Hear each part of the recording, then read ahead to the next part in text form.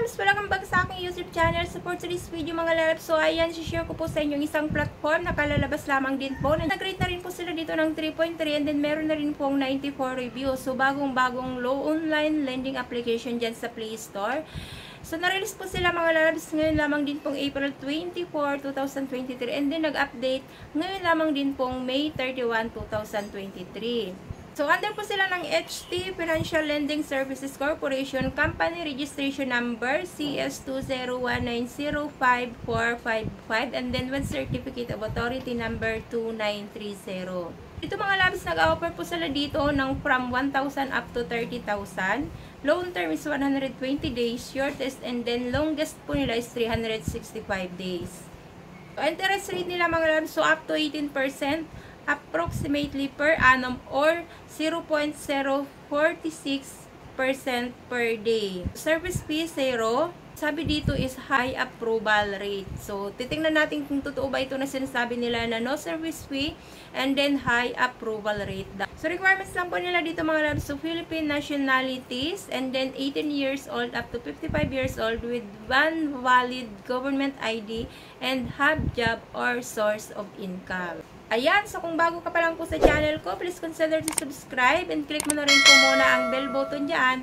Makikilike na rin po ng video na ito and then makikicomment na rin po dyan sa baba para naman nanonotified ko na nagsusupport din po kayo sa akin pong YouTube channel. So, ayan po, so let's get started mga loves.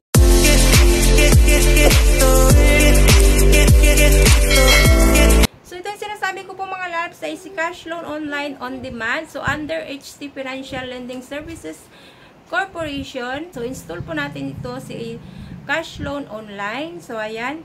So, after nyo po na ma-install yan dyan mga labs, so makikita nyo po yan dyan, yung privacy policy po nila. So, basahin nyo na lang po yan. And then, click nyo po yung agree para makapag-proceed po kayo. So, next po yan dyan mga labs, so hingian po kayo dyan ng OTP or verification code. So, lagay nyo po ang inyong mga cellphone number dyan para makapag-login po kayo. So, makikita nyo po kagad dyan, magpa-pop up. Initial amount is 4,000 up to 20,000. So, 0.45% daily rate and then 91 up to 121 days term. So, click nyo po yan dyan ang apply. So, ayan. So, after po yan mga laris, makikita nyo na po kagad, hingian kayo ng personal information. So, city, full address, years of residence, birth date, marital status, and then dito mga lalabs, so hihingian po kayo dito ng 3 contact person. So, ilagay nyo po yan dyan, including po yung number nila. And then, so, ang ilagay nyo lang po dito mga lalabs, yung mga kamag-anak nyo lang po o yung mga kasamahan nyo sa bahay para naman po na monitor nyo kung sino-sino ba yung mga tumatawag na online lending application doon po sa mga contact number na binigay po ninyo. So, next po yan dyan mga lalabs, hingian po kayo ng job information. So, lagay nyo po ang company phone, occupation, year of job, first payday and second payday. So, kung wala po kayong mga job information, so pwede nyo po lang dyan ilagay mga labs yung freelancer or then yung self-employed individuals. So, next mga labs, hingian po kayo dito ng ID information. So, withdrawal method. So, bank, account, name, middle name, surname, and then ID card information. So, mapipili po kayo dyan. Allowed po nila dito UMID, TIN ID, driver's license, PRC, SSID, passport, postal, voter's ID, PhilHealth, and national ID. So, next po yan dyan mga lalabs is withdrawal method. So, bank transfer, e-wallets, or cash pick-up. So, mamumili lamang po kayo dyan via bank account ba or e-wallets like GCash and CoinPH. So, GrabPay, pwede po dito. So, after po yan mga laris, so magpa-pop up kagad dyan, loan confirm. So, meron na kaagad, which is na 2,500. So, service fee, 1,075. So, total amount received is 1,425. So, repay plan, normal repay of the first period for full discount for the remaining term. So, dito, may nakalagay na kagad na first repayment is 2,497.50 which is nababayaran mo siya ngayon pong September 13, 2023. So, after 1 week lang po yun mga lalabs. So, and then second repayment mo is 2.50 pesos na lamang po, which is nasa December 29, 2023 pa. So, napakahaba nga naman talaga ng loan term nila dito mga lalabs. After 7 days po mga lalabs, so ang ibabalik nyo na po kagad is yung 2,497.50.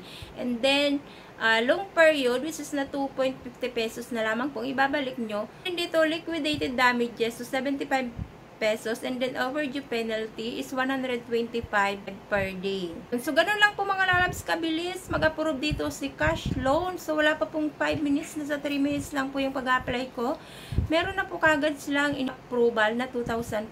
But din dito po mga lalabs, so ayan po, nakita na po natin o na-specify na po kagad nila, na detail na rin po nila na hindi mo po full na marireceive yung 2,500 dahil meron po sila ditong service fee 1,075.